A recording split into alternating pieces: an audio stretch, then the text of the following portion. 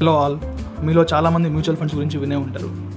చాలామంది ఇన్వెస్ట్ చేయాలి అని కూడా అనుకుని ఉంటారు, కానీ ఎలా అప్రోచ్ అవ్వాలో తెలియక ఇన్వెస్ట్ చేసి ఉండరు. అలాంటి వాళ్ళ కోసమే ఈ వీడియో.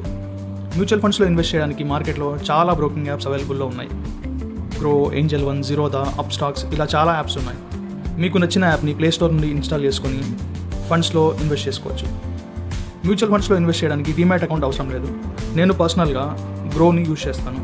ఇప్పుడు గ్రోలో ఎలా ఇన్వెస్ట్ చేయాలో చూద్దాం. యాప్ని ఇన్స్టాల్ చేసుకొని ఓపెన్ చేశాక మ్యూచువల్ ఫండ్ సెక్షన్కి వెళ్ళాలి.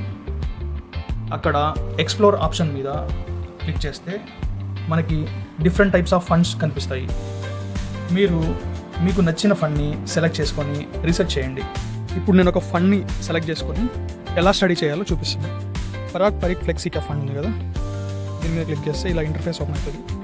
ఇక్కడ ఈ చార్ట్ చూసారా, 1 month, 6 months, 1 year, మరి ఈ ఫండ్ యొక్క ఓవరాల్ చార్ట్ చూస్తే 18.71% ఉంది కదా. ఇది ఈ ఫండ్ యొక్క performance.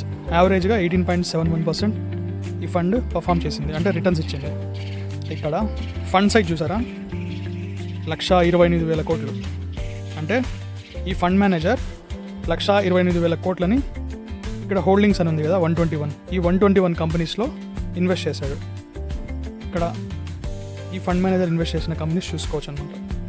HDFC bank, coal India, ICICI bank, Kotak Mahindra bank, M&M. దీని పక్కనే అసెట్స్ కింద పర్సంటేజెస్ ఉన్నాయి కదా, ఇవి ఒక్కొక్క కంపెనీలో ఎంత పర్సెంటేజ్ ఇన్వెస్ట్ చేసినాడని చెప్పేసి ఈ పర్సంటేజ్ రిప్రజెంట్ చేస్తుంది.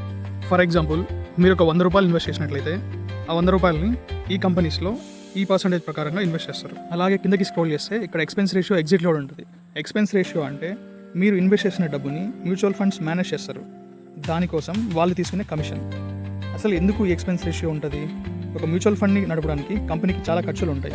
ఫర్ ఎగ్జాంపుల్, ఫండ్ మేనేజర్కి శాలరీస్, ఆఫీస్ ఖర్చులు, మార్కెటింగ్, అలాగే అడ్మినిస్ట్రేషన్ ఫీజు, అలాగే షేర్లు కొనడానికి, అమ్మడానికి అయ్యే ఖర్చులు. రైట్ సైడ్ డౌన్ కార్నర్లో స్టార్ట్ ఎస్ఐపి మీద ప్రెస్ చేస్తే మీరు ప్రతి నెల ఎస్ఐపి చేయాలనుకున్న అమౌంట్ని ఎంటర్ చేసి డేట్ సెలెక్ట్ చేసుకోండి. తర్వాత స్టార్ట్ ఎస్ఐపి మీద క్లిక్ చేస్తే మీ అకౌంట్కి రీడైరెక్ట్ అవుతుంది. అప్పుడు మీ అకౌంట్ నుండి అమౌంట్ డిడక్ట్ అయ్యి మీకు యూనిట్స్ అనేవి అలౌట్ అవుతాయి. లేదు, నేను లంసంలో ఇన్వెస్ట్ చేసుకుంటాను అనుకుంటే వన్ టైం మీద క్లిక్ చేసి మీరు ఎంతైతే అమౌంట్ వన్ టైం ఇన్వెస్ట్ చేయాలి అనుకుంటున్నారో ఆ అమౌంట్ని ఎంటర్ చేసి ఇన్వెస్ట్ అని క్లిక్ చేస్తే మీ అకౌంట్ నుండి అమౌంట్ డెబిట్ అవుతుంది. దాని తర్వాత మీకు యూనిట్స్ అలాట్ అవుతాయి. అలాట్ అయిన యూనిట్స్ని డాష్ బోర్డ్లోకి వెళ్ళి చూసుకోవచ్చు. ఇక్కడ వన్స్ మీకు యూనిట్స్ అలాట్ అయితే ఇట్లా ఫండ్ నేమ్స్ చూపిస్తాయి అనమాట. ఇవి నేను ఇన్వెస్ట్ చేసిన ఫండ్ నేమ్స్. ఇక్కడ ఫండ్ మీద క్లిక్ చేస్తే ఇలా ఓపెన్ అవుతుంది. ఇక్కడ మీరు ఇన్వెస్ట్ చేసిన అమౌంట్ చెక్ చేసుకోవచ్చు. టోటల్ రిటర్న్స్ మీద క్లిక్ చేస్తే అలాట్ అయిన యూనిట్స్ని ఇక్కడ చూపిస్తుంది.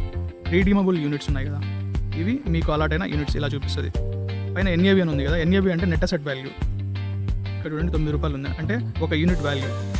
కిందకు వస్తే ట్రాన్సాక్షన్ హిస్టరీ, అంటే ప్రతిసారి మీరు ఇన్వెస్ట్ చేసిన అమౌంట్, మీకు అలాట్ అయిన యూనిట్స్, డేటు, వీటిలో ఉంటాయి. ఇంతే అండి, వెరీ సింపుల్ ఇన్వెస్ట్ చేసుకోండి మ్యూచువల్ ఫండ్స్లో. ఏదైనా డౌట్స్ ఉంటే కామెంట్ చేయండి.